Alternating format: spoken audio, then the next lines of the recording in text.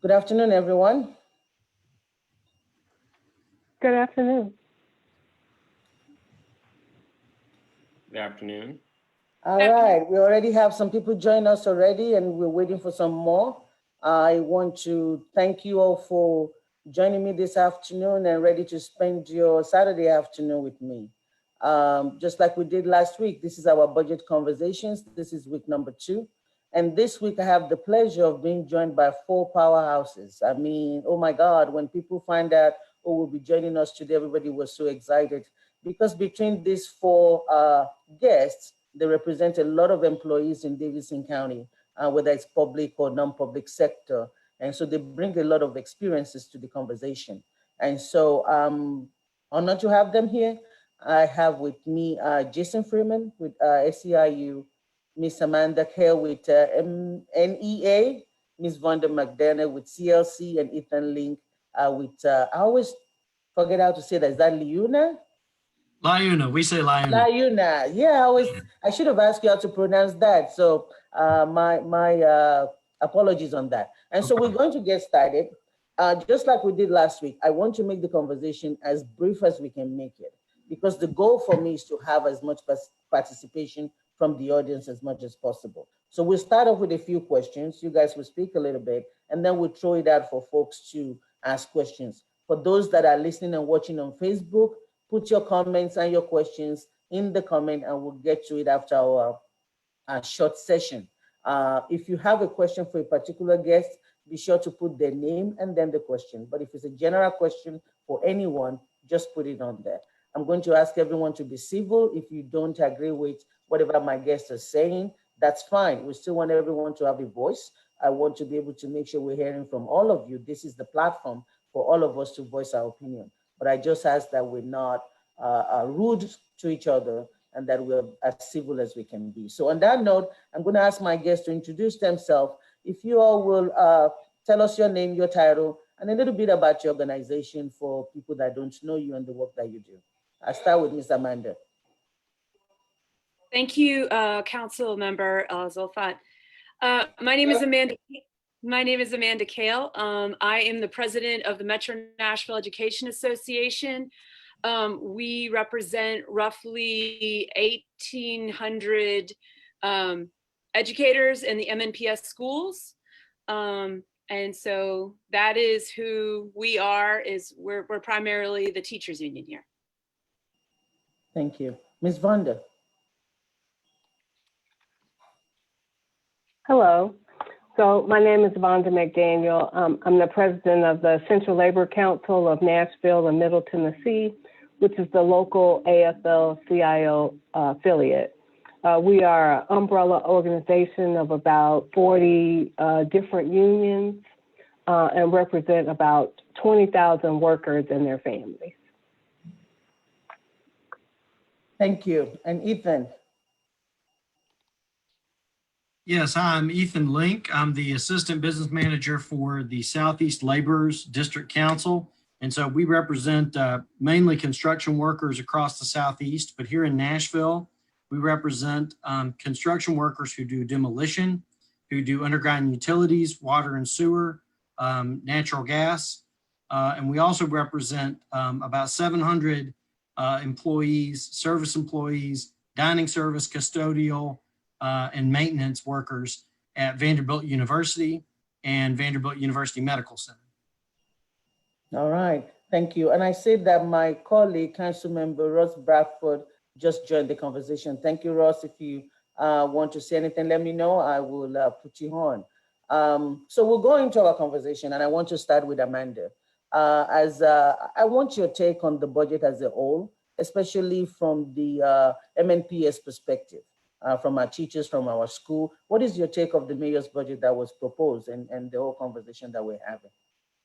Sure, thank you. So, first of all, I mean, we are relieved that the budget is not being cut per se from what it was last year. We're maintaining what we had, but the problem with that is that our costs go up. And so it is going to actually require us to cut some things. You know, what we are struggling with right now primarily is thinking about when schools eventually do go, you know, back into session, when kids go back to school, what do we want them to go back to? And so we, you know, it's difficult to figure out exactly how all of that is going to work with everything that we're dealing with COVID right now. But we certainly have concerns about the safety of our students, their families, our employees. We want to make sure that they're able to do that safely, first and foremost. And we want to make sure that our students are going to have what they need when they return. You know, our students have just lived through a natural disaster with the tornado, and then, you know, the pandemic on top of that. And this has been a really trying time. And we know that there are a lot of students who have been stuck at home in some pretty tough places. And so we are really concerned that with those cuts that are going to be necessary, that our kids are not going to have what they need. And so, you know, our focus right now is really making sure that the priorities around the budget are based on that. What do we want our kids to go back to? Are they going to have what they need in order to be successful, not only academically, but emotionally as well? So I think those are our main points of what we would like to see happen with the budget now. Thank you. I'm going to go to Vonda next. And Amanda started off talking about whether there'll be cuts and things like that. One of the things that I've seen, a lot of us in the council, we've got a lot of emails from people in the community. And one of the things everyone is talking about is employers are laying off people. People are doing follow all the time. Why is Metro not doing that? And so I want your perspective on, is that where we are? Is that a good move? What does that do to services? I mean, we are an employer too, but what is your take? What is your opinion on that? So I would say that the narrative, Nashville has been in austerity budgets and past austerity budgets for the last several years.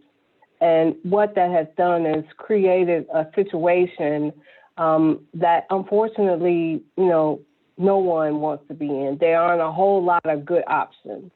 But historically, when we have gone through recessions and downturns in the economy, it is local governments that have been able to stem the downturn, laying off public employees at a time when there's a lot of layoffs, just really adds to an already volatile employment market and really does not help to bring the nose up on the plane in terms of really kind of returning to the kind of vitality in the city that we'd like to see.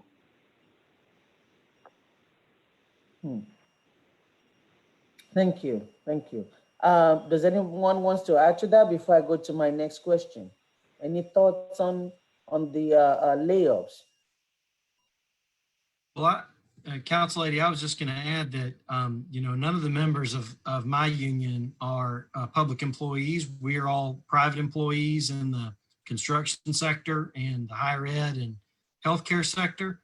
But a layoff and cuts to Metro government means severe cuts to the services that they depend on to have a quality of life.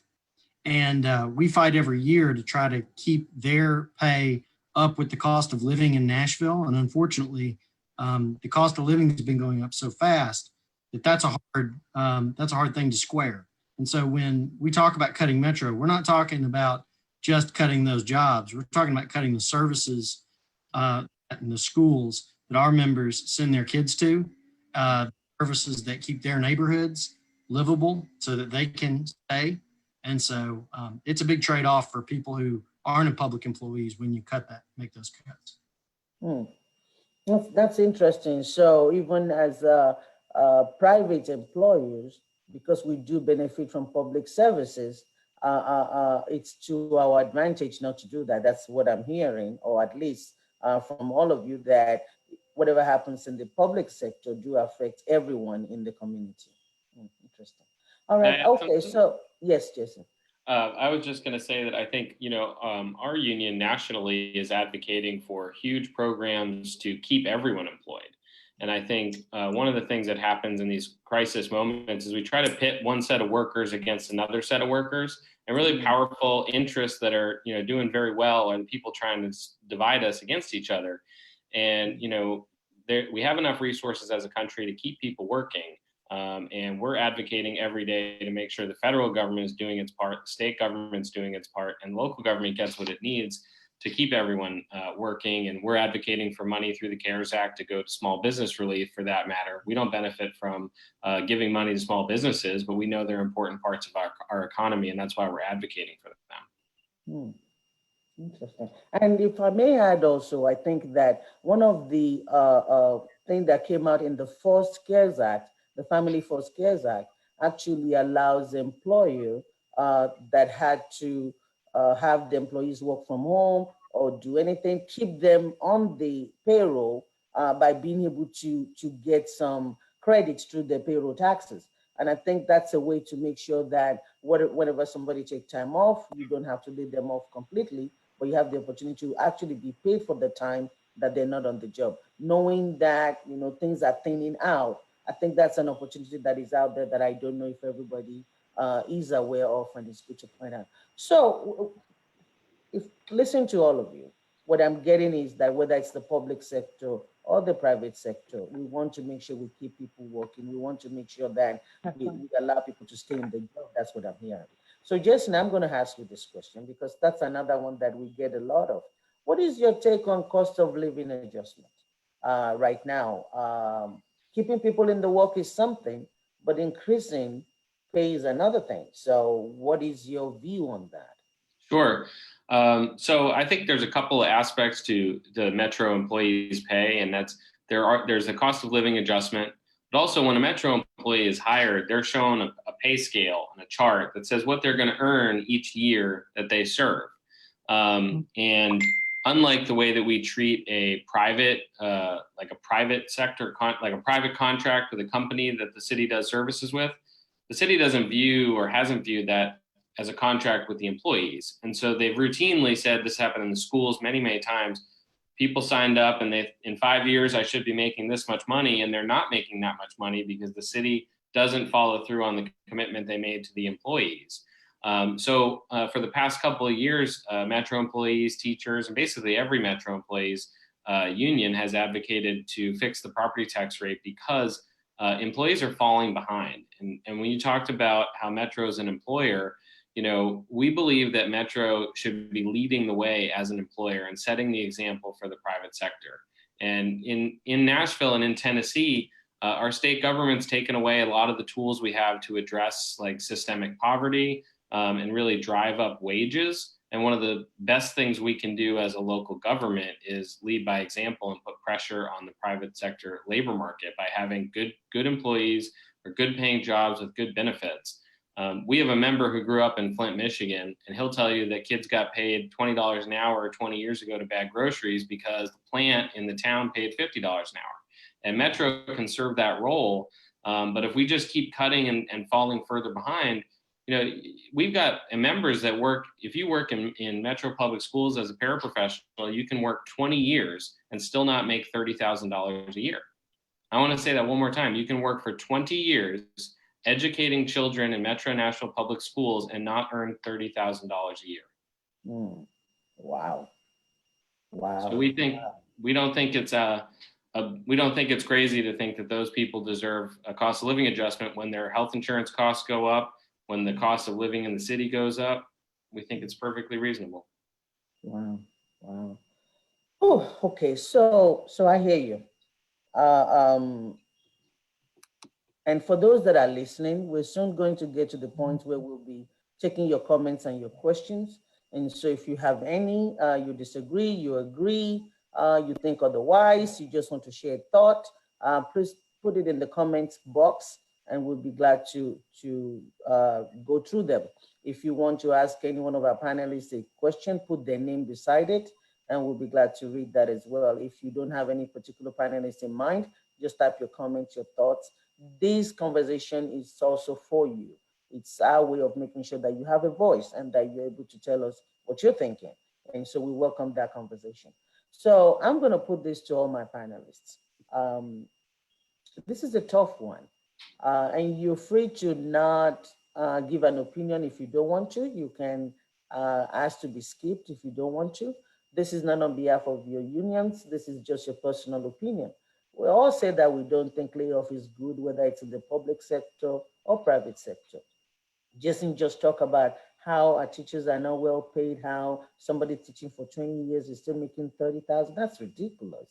I mean, if our teachers are having to do 2, 3, 4 jobs to make ends meet, and they still have to teach our kids, that's not right. But here's the deal.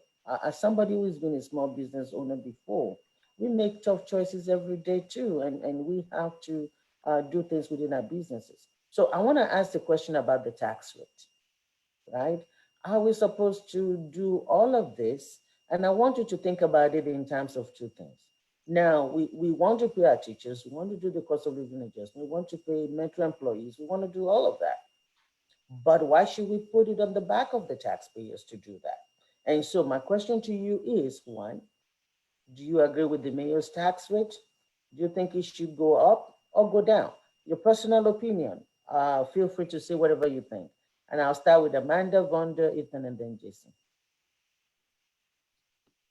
Thank you for the question.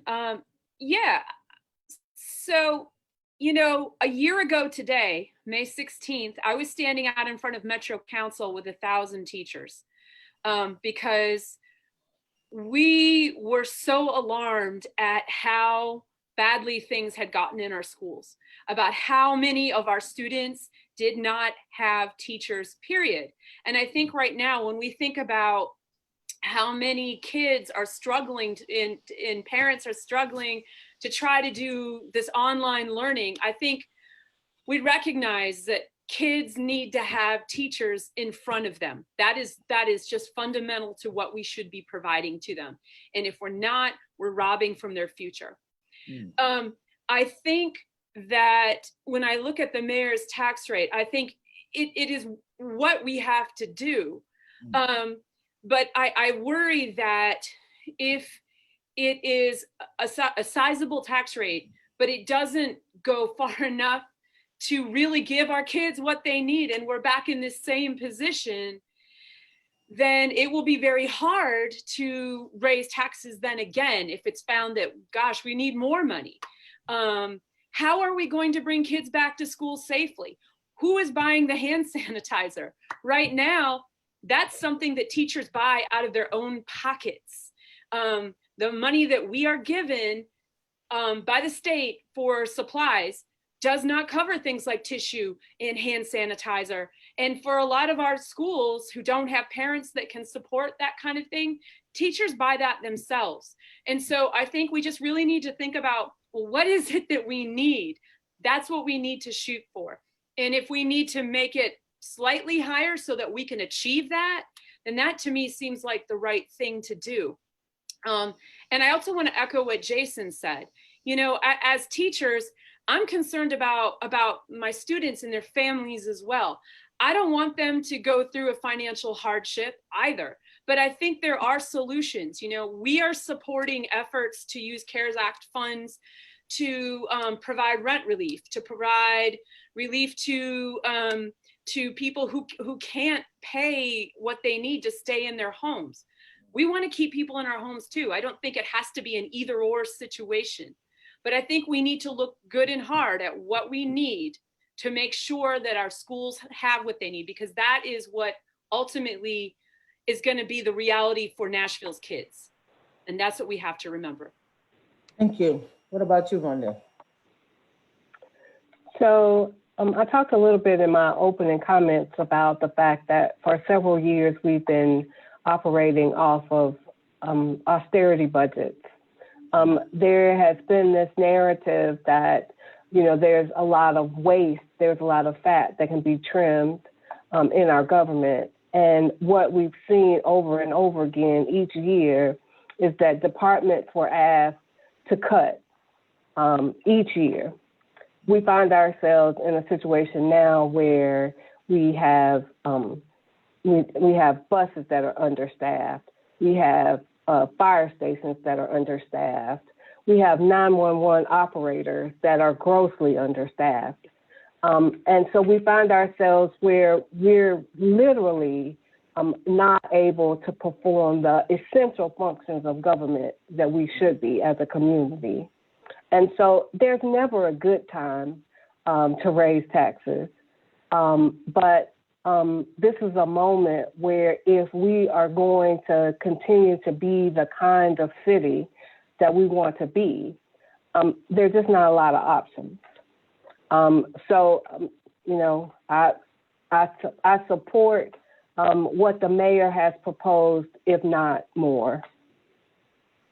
All right, Ethan, what about you? Well, as I said before, none of our members are public employees, but we urgently support at least the mayor's tax increase. And there's two big reasons for it. One is just the history that President McDaniel alluded to. And it's not just missed cost of living adjustments. It's not just, the chronic underfunding of metro schools. We have underfunded and delayed and deferred our critical infrastructure in this county at this point for more than a decade. And if you live in, at one time it was only a couple of places in the county, but if you live in North Nashville, you know that when you get a good rain, your yard's going to flood. But that's becoming the case in Bellevue. That's becoming the case in much of Madison. We have overloaded infrastructure, and that was caused by rampant growth that we did nothing to support in our infrastructure. And so we are so far behind, that bill was going to come due. And that's part of what this tax increase is necessary to do. We will be investing more in this next year in water and sewer infrastructure upgrades than the city has in many years. And it's all work not to prepare for growth, it's just to maintain what we've already done. And so the same voices that have been adamantly against raising metro taxes that have kept our tax rate not only historically low, but lower than all of the other major municipalities around us. Those are the same forces and business interests that made a huge profit on developing those businesses here in Nashville. And haven't paid their fair share on infrastructure. And we've all, in our neighborhoods, have seen that impact. And so if we're ever going to be the kind of city that we want to live in, that folks can safely age in place, we have to make the investments in infrastructure that a stable tax base allows you to make. And those things don't happen in one budget year. It has to happen over 10 years. And so that's why it's so critical that we do this now. I understand that it's painful for individuals, but for the community, it's the right thing to do. And don't be deceived. It had to happen, and it should have happened earlier. Thank you. Jason. So I think the tax rate, we're very thankful the mayor put forward the responsible number that he did. I think we're very open to seeing what is in the budgets of Benedict and Councilman Mendez and anyone else that is going to put things on the table. And we're certainly open to a higher rate to make sure that we're delivering things with this budget that help people. And I wanted to talk about equity, because I think people should understand the reason the property tax is the most important revenue source in the city is it's the most equitable way to raise revenue that we have. If you live in a $250,000 home, which, by the way, the median assessed value, according to the assessor, is $215,000. So half the households, single-family households in the city are lower than this. The cost of a dollar increase is $52 a month. And I understand that that's a challenge for folks, but again, these are people that own homes, at 250,000 or less. If it's less than 250,000, it'll be less than $52. But if you live in a $750,000 home, you're going to pay $156 a month compared to $50 for the other person. If you live in an $11.5 million house like Tom Frist, who's the founder of HCA, who's the most expensive home in the county, you're going to pay $2,400 a month compared to the $50 that someone in a $250,000 home is paying. And if you, I hear all the time, why can't we tax the downtown people and get the money from there? Well, the Hilton downtown is worth $100 million. And for your $50 a month, they're going to pay $33,000 a month. More than that, actually, but I rounded it. So when we talk about how to equitably fund the city, that is the most equitable way. The larger home you have, the more you're going to pay. The larger your commercial property is, the more you're going to pay. And on the other side of the equity conversation is if you look at cutting our school budget, we have a public school population that is 70% non-white. And so when you cut the public school budget, you're explicitly taking funds away from people that we know are historically disenfranchised that need the investment the most. And that goes the same for all the public services in the city. And I think that we make a lot of, we seem to be wrapping up all of the societal problems that Nashville faces and tying it all to this one number in the property tax rate. And I don't think that's right. I think we have a systemic poverty issue in the city of Nashville that needs a lot of attention.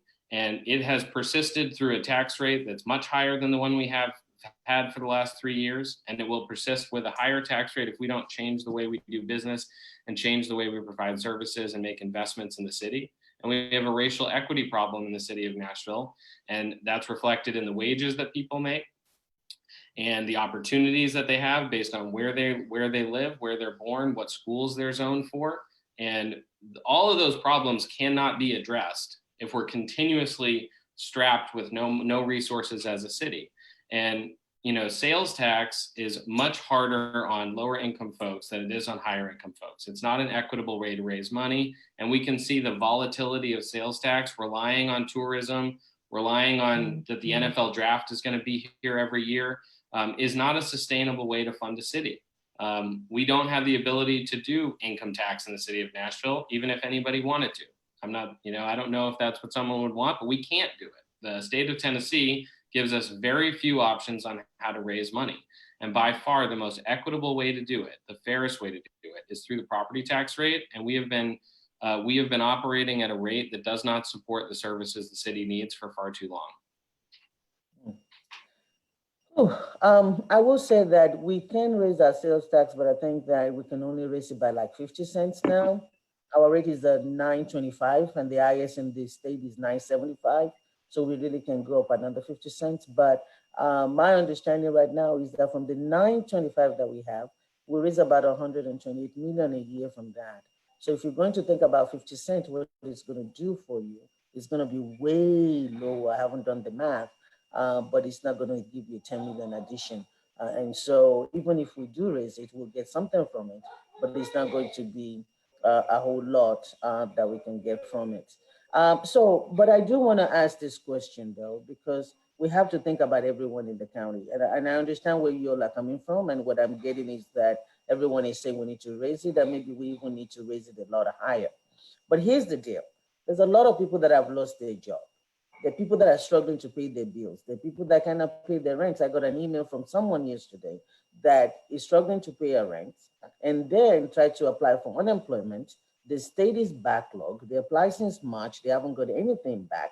And now you're saying that, so that's a renter, but even people that have homes, the mortgages are due, the utilities due, and they don't have a job. And now you're saying you want to tag in another payment for your taxes to go up, and that doesn't seem fair. So if we do raise this tax, and I'm putting it to those of you that say we should raise it, then what do we do for people? I mean, where am I supposed to get the extra? What is the solution here? So what do you guys say to that? Go ahead, Yes. Ethan. Go ahead, Jason. Well, there was a couple things I would say. One is that the city has $121 million in federal funds from the CARES Act. Stand Up Nashville, that three of us are a part of, three of our organizations are a part of, put forward a proposal to deliver rent relief with $45 million. $5 million of that is for rehousing a homeless population who are very vulnerable right now. but $40 million into rent relief. And what that would do is it's the ability to give up to $1,400 per household to pay people's rent for a month. You can do that for 28,000 households for 1 month. You can do it for 14,000 households for 2 months, or you could do it for 7,000 households for 3 months. And that's just with federal CARES Act money that we have. I would say we're also proposing to provide relief to homeowners. I know there's some questions about people think whether or not we can do that, but the money is supposed to be used for COVID-related problems. And if you're in danger of losing your home because of the crisis COVID has caused, we think that that fits squarely within the intent of why the money is here. You could give $300 to 50,000 households with $15 million. So the tax rate that we talked about, it's that for most people in the city is going to be around $600 for the year or less. You could cut that in half with $15 million. And there's a lot of small businesses, I understand. I've read and spoken with the owner of Edley's. I read his op-ed about his taxes going up by $35,000. Well, we can provide a grant program for businesses. And if they qualified, you could do $35,000 with $15 million of small business relief. You could give $35,000 to 285 businesses. So I think we have the ability to really mitigate some of the impact of that. And I also wanted to mention, this is very important, that the property tax bills will not be due until next year. And so the property tax bills don't even go out until October. So there's two things that are important. We will get a chance in August, probably, to consider before the bills go out if something has changed. If the HEROES Act passes Congress and we get a lump sum of money that comes from the federal government, we might be able to change course. But also, again, we have these bills aren't due until February of next year. And so a lot of things can change by then. The economy could be working better, we hope. So it isn't an immediate impact. And I think that's important to know. Anyone wants to add something before I go to my next question? All right. So I was just going to add, our members whom are working at Vanderbilt University Medical Center and who are construction workers have been essential workers. And so they don't have, they've all been having to go to work every day. Hard choices. A lot of them have been making a hard choice every day about whether they are going to go to work and risk, if they're taking care of their family, risk in some cases the health of their family to do that, or whether they need to quit because they're essential workers. They don't qualify for unemployment. They can't take off and draw on that unemployment. And so I would say there are a lot of tough choices that everybody is having to shoulder right now. And to honor the tough choices of those essential workers that have been keeping kind of society afloat for the last several months, we got to consider everybody's experience in this. And I understand a lot of folks have been laid off and lost their jobs, but we also need to be looking forward to building the kind of economy that can be resilient to a future disaster. And doing that does not mean shrinking the size of our social supports. It means supporting each other. That's just one perspective. All right. Ms. Wanda, you want to say something, or Amanda? Are you good? So I did want to say something, but after Reverend Link just hit all the notes I wanted to hit, I'm good. Okay, so the question that I want to, and again, I want to say that we have a lot of people listening in. Actually, there's a lot of people online. So thank you all, everybody that have joined us. And I'm guessing that because I've got the superstars talking, people didn't have a lot of comments or questions because I guess they're agreeing with everything that you said. But if you do have a question, if you do have other thoughts, if you do have any other suggestion, feel free to put it in the comment section. I will say that next week, my goal is to have us talking about the substitute budgets that have been put forward. And some of those substitute budgets do have a suggestion of a decrease to the rate. And so I welcome this conversation. I want everybody to come. I want us to have a conversation where we can listen to each other and hear our justification for whatever position we're taking. And so that will be a conversation we'll be having next week. But for those of you that are on, if you do have any question, comments, don't be shy. Go ahead. And I'm looking, I don't see anything. I want to make sure that I'm not missing anything. If you guys see something, let me know. I see a question here that is asking, I think it's important, it's asking about why can't we increase fees on developers? Why can't we charge a fee on real estate transactions or increase gas taxes? Why are we putting all the weight of one increase on one industry? Because they said it's going to have an impact on the real estate market. So I can answer a couple of those quickly. One, the council is exploring impact fees on developers, but currently the state does not allow us to charge an impact fee. As I said, the state of Tennessee, our state government loves to tell us what we can and can't do in the city of Nashville, and they've taken away a lot of tools in the toolbox. Similarly, on real estate transactions, I believe that is governed by state law, and that we would not be able to deviate from what they've already outlined. And the same with gas taxes. We're not allowed to just set up and charge a gas tax in Nashville. And I think there's a lot of creative ideas, and over the last couple of years, we've heard all of the creative ideas. And I think one thing people should know is if there was another way, that was sort of like a silver bullet, I think we would have found it by now. People have been looking very hard for ways to raise revenue. The mayor, to his credit, has gotten a lot of more money from the Music City Center. He got money through pilots with the water department and other places, and he's done a good job of finding as much revenue as he could. But we're in a situation where we're losing $250 million.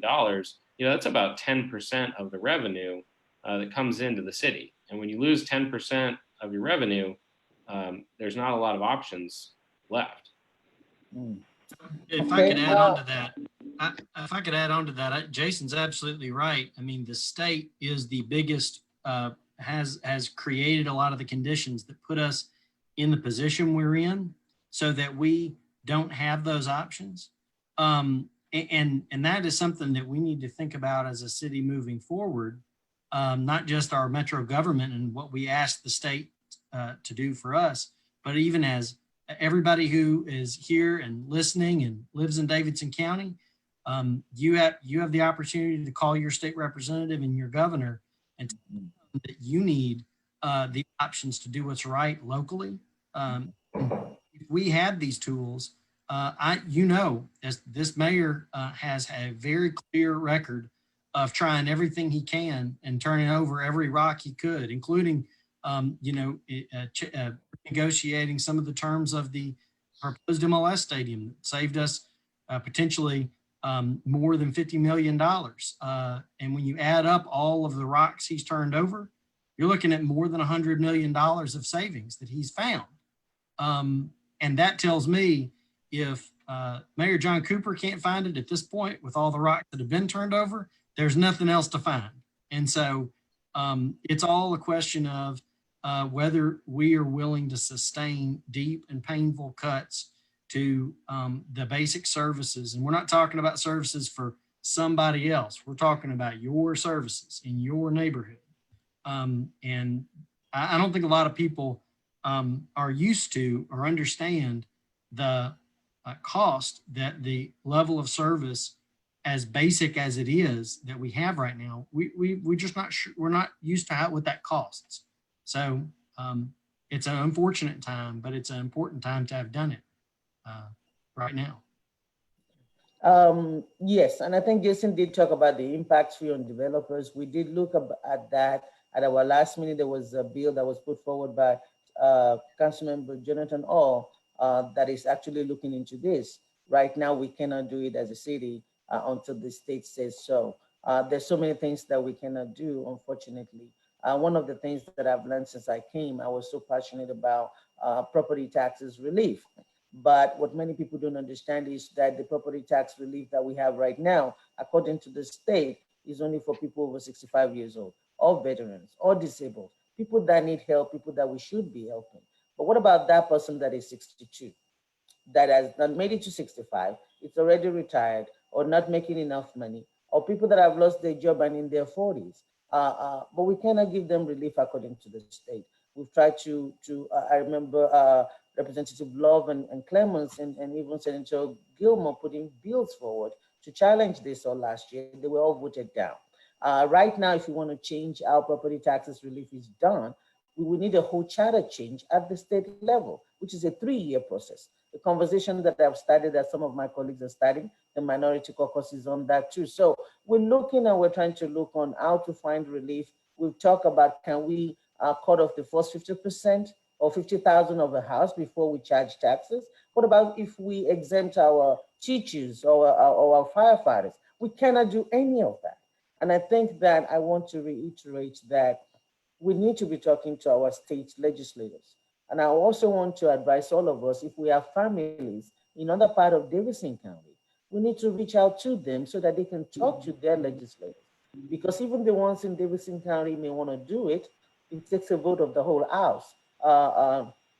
And that's where we get into some blocks or roadblocks. So let's work on that with our colleagues across the state, and let's make sure that we're telling them all of that.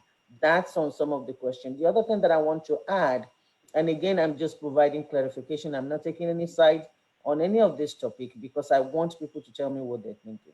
But I do want to put it out there that just like the sales tax, when you're looking at the fees, when you look at the budget books, the money that we get from fees are so limited. I will try to put all of that up at some point, maybe in this topic or maybe later, so people can see how much we get in all of those fees. Should we increase them? Absolutely. Can we get enough this year? Probably not. But I think that we should look at everything. Nothing is off the table, but I just want everyone to understand the impacts that they have and how much revenue we get from them. So I want to read some of the comments. I do have one question for all of you, but before I do, I want to read some comments to you. Someone said we need help with extending the food program for MNPS. Amanda, what do you want to say to that? And if we do, how are we funding that?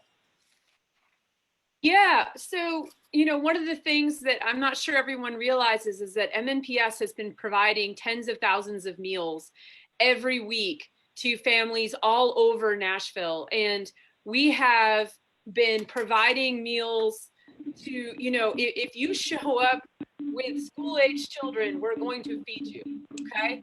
And we understand that there's just a lot of need and uncertainty right now. And that is something that we do as MNPS because it's the right thing to do. We're not gonna let our babies go hungry here. And so, but there's not funding for that, right? Mm-hmm. There's funding for the students who qualify for free and reduced lunch, but that we're feeding far more than that.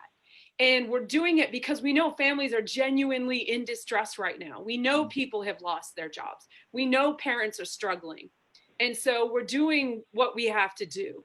But again, we think about, what do we want our schools to be? What do we want kids to come back to? That has to be paid for. It has to come from somewhere. And so, I hope that as we go forward, that we think about, when kids come back, how many of them are going to need that extra food, that extra support. Their families are going to need that extra support.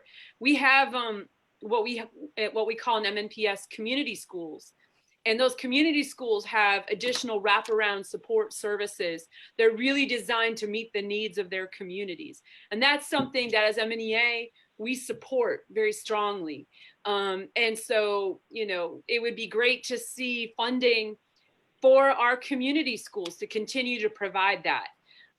But as of right now, we have the budget that we had last year. There's not money to expand things like community schools. There's not money to provide those extra meals. And so that's a real concern we have in going into the future. And is frankly, it's one of the things, like I said, I'm grateful that the budget hasn't been cut per se, but I'm worried that what is been budgeted for MNPS will not be enough to meet those basic needs that our kids are going to have. Now, there's some other comments, and I'm reading the comments because when we post the video, people may not have access to those comments. It will only be people looking at it on Facebook that may see the comments. But this video will be on the Metro Nashville Network on YouTube. And so I want to make sure that people that are watching just the video hear what some of the listeners are saying. And so one of the questions there is that how much of MMPS money goes to charter schools? And then someone did reply and said, how much of the lost revenue is taken from schools versus central office? Um, I think it's a comment and it's a conversation that is going on there. If anybody wants to say anything about that, but I also see someone come and say, please don't make this about charter schools that represents parents' choice and the public schools that represent uh, a portion of our total public schools.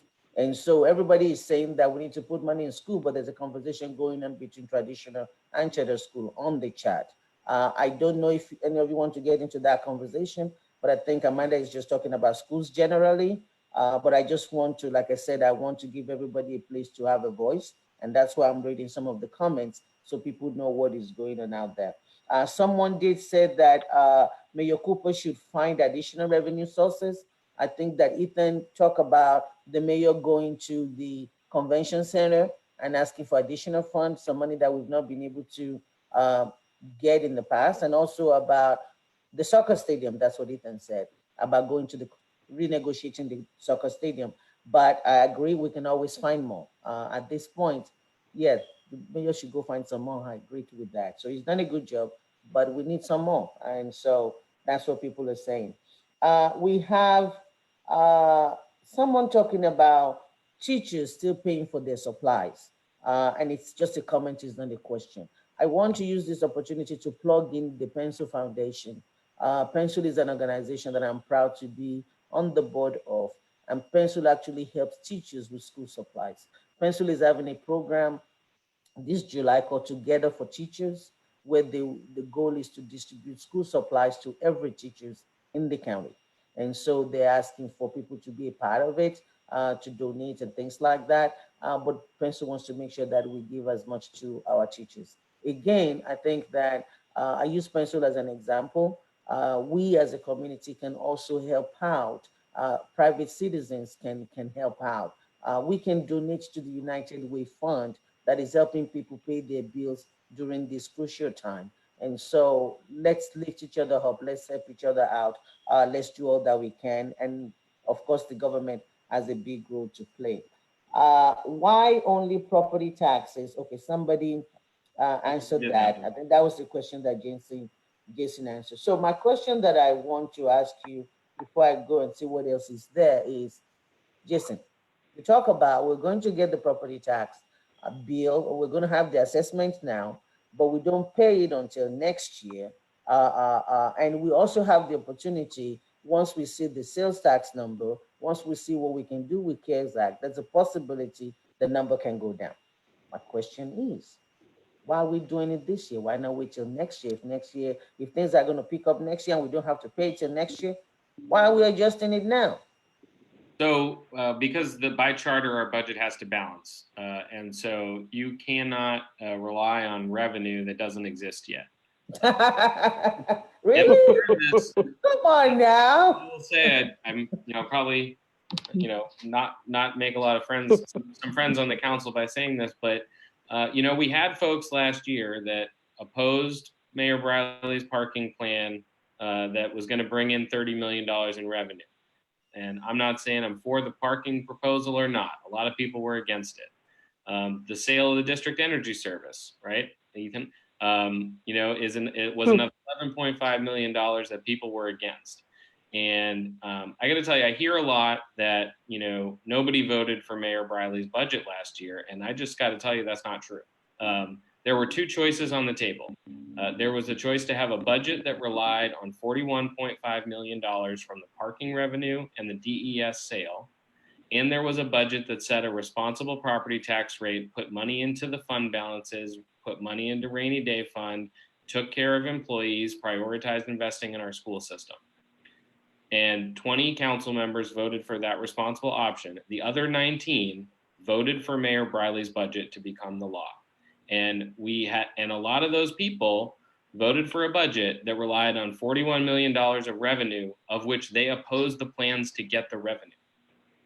So I want to say that again because it's very confusing, but we voted for a budget that relied on selling the parking to a private company, and people opposed that plan, but they voted for a budget that counted on $30 million of that money. So they voted for a budget that didn't work. And that's the reason we cannot play these games anymore. We can't have it both ways where we say, we want to be responsible. We want to, we don't want to do these one-time asset sales like we've done in the past, and we don't want to do tricky gimmicks with the budget. Well, there's the surefire way to know what you're going to get. The best thing about the property tax revenue source is that you know exactly how much money you're going to get based on how you do it. There was a question in there about layoffs and the size of departments. Can I just quickly say something about that? So we're talking a lot about people want to make cuts. I think folks should understand since 2008, the city's grown by about 80 to 90,000 people, depending on the sourcing that you use. That's about a 13% increase in population from 600,000 to about 685,000. And that doesn't even count the metro area with all these commuters coming in, and we have so much tourism, and that's strain on our infrastructure. Everyone's staying at these Airbnbs and hotels and everything. So it really is a lot more than the impact, but just full-time residents, 13% increase. I'm going to give you 3 examples. In the Public Works Department, we've added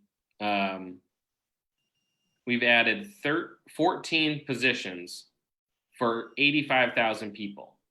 If you had increased that department by 13%, we should have 42 additional people working in that department.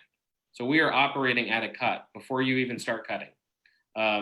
In the 911 emergency communication center, where you make a phone call when you're depending on an emergency, right? When you absolutely need someone to answer the phone. In 2008, there were 183 people in that department.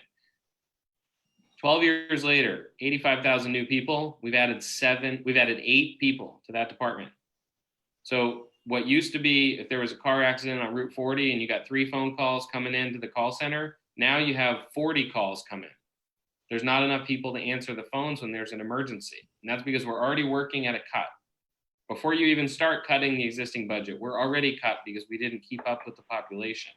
And in social services, this really blew me away. There are 10 less full-time positions in social services than there were 12 years ago, and 80,000 less people. 10 less positions. So when you talk about a cut, that's a department that should have 22 additional people, and it has 10 less. And so I think people really should understand that it's not just about, I know people are looking at, who's lost their jobs, but, and I'm very sensitive to that, and we're fighting to make sure no one loses their jobs. But you want someone to answer the phone when you have an emergency. You want the fire department to be able to get an ambulance to you within the golden hour that we talk about to save lives. And we've been in a dangerous position as a city for far too long. Right. Thank you, Jason. I want to acknowledge that Councilmember Tom Cash is on listening and commenting. So is Council Lady Delicia Porterfield. Council Lady. Council Lady.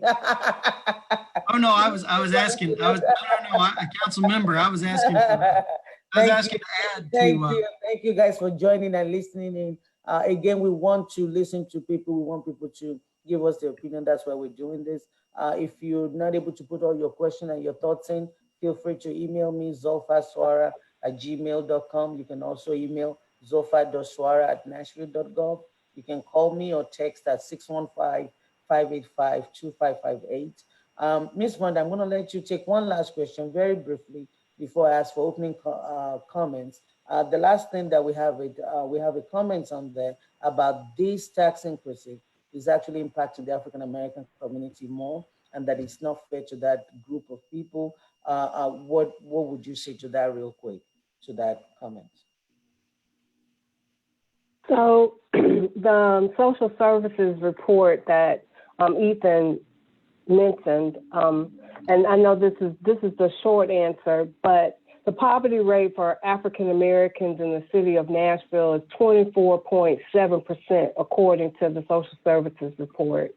In order to make the kinds of investment in education and the programs that would help to lift folks out of poverty, we need investment in our city. And the only vehicle that we have to do that is through a fair property tax.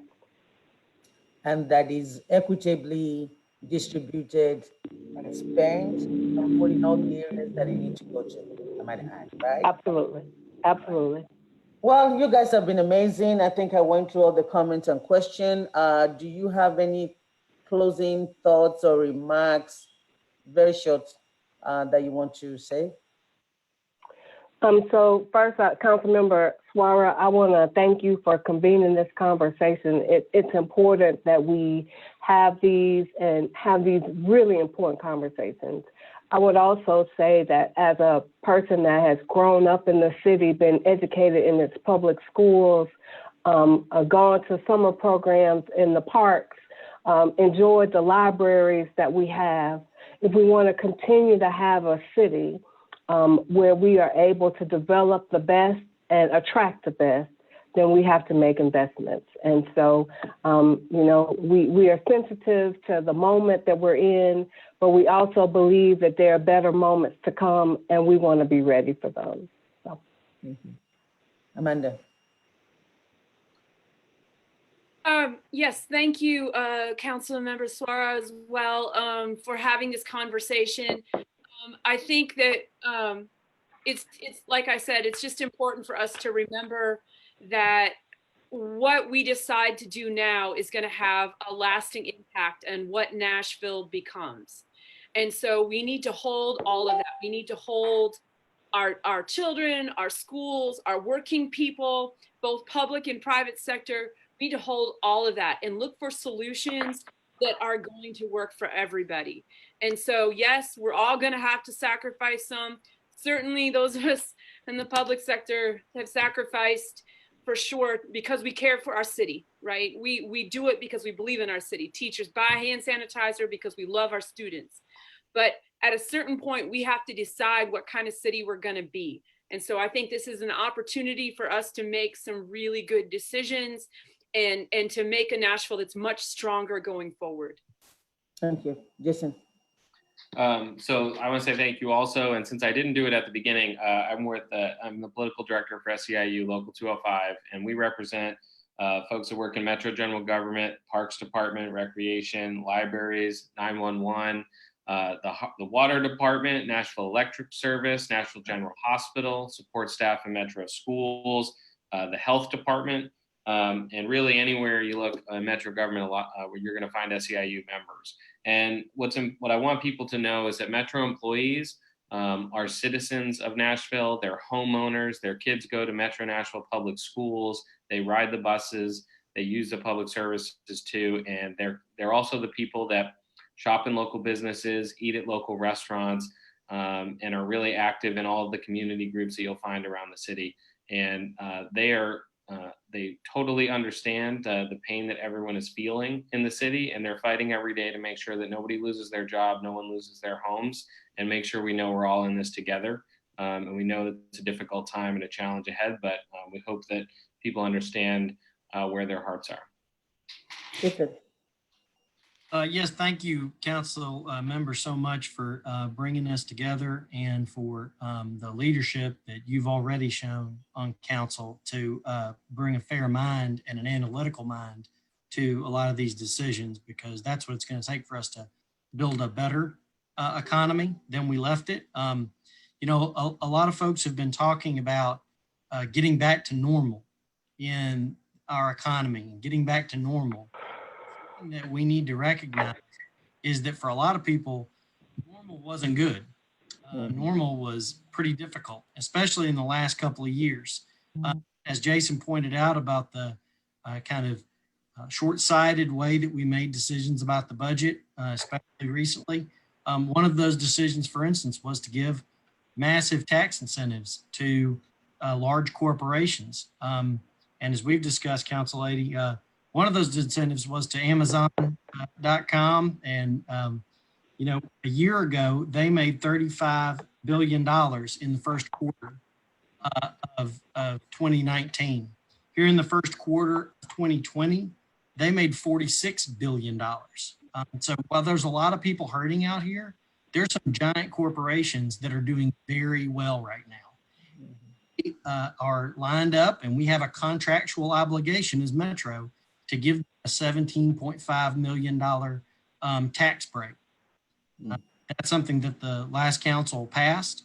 However, Amazon's under no obligation to take advantage of that tax increase, tax incentive. So there are folks who are not public employees who have an opportunity to chip in if they so choose.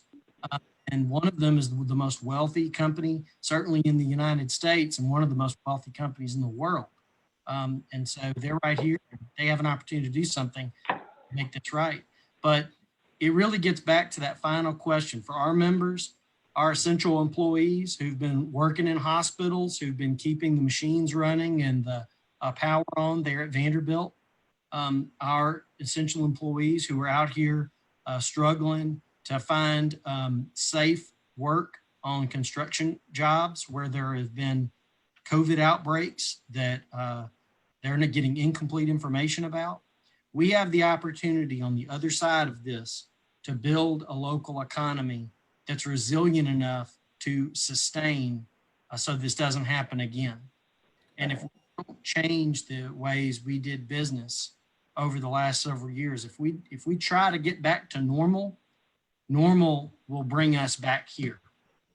So I really hope that we put our heads together and explore not just important ideas about how we fund the city, but also how we develop our local economy so that we're going to be a city that looks out for each other. Thank you. I want to thank my guests, and I want to thank everyone that is listening in. Please know that the conversation continues. Like I said, send us questions. And if you have questions for any of the panelists, I'll make sure that they get it later so we can always still do follow-up.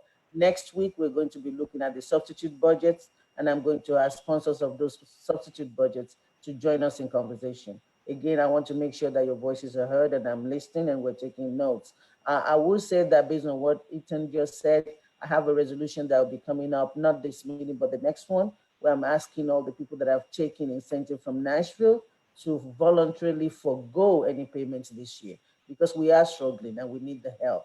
Though we are contractually obligated to pay them, though we have to give them money, they don't need our money. There's no need for Dell to get 250,000 from Metro when Metro is hurting. So Dell should be able to say we're giving up that 250,000. And that goes for everybody that has got incentives. So that resolution is coming, I'm sponsoring it, and it should be coming, and we all need to make noise and let them know that, look, you benefited from our tax dollars. We are hurting. Amazon is doing very well with everybody buying online. I know how many things I've ordered from Amazon during this quarantine. And so the business is good. They need to give back. And so we cannot make them, but we're politely asking that they do. And I hope that they will listen, because we do need to help a lot of us. I want to say briefly also that for all the businesses out there, the individuals out there, as this budget conversation is continuing, please look to all the avenues that are out there. As a business, if you have not applied for the PPP loan, please talk to your banker and try to apply. You can get it for your employees. You can get it if you're self-employed. You can also look into unemployment as a self-employed person. There's so many things that are out there that are supposed to help you through these tough times. As an individual, please look into it as well. I talk about if your employees are out for sick or FMLA because of COVID, the government will give you that money back. And so if you have questions about those resources, I have some of them on my blog, and I'll be ready to also answer questions. We have to work together.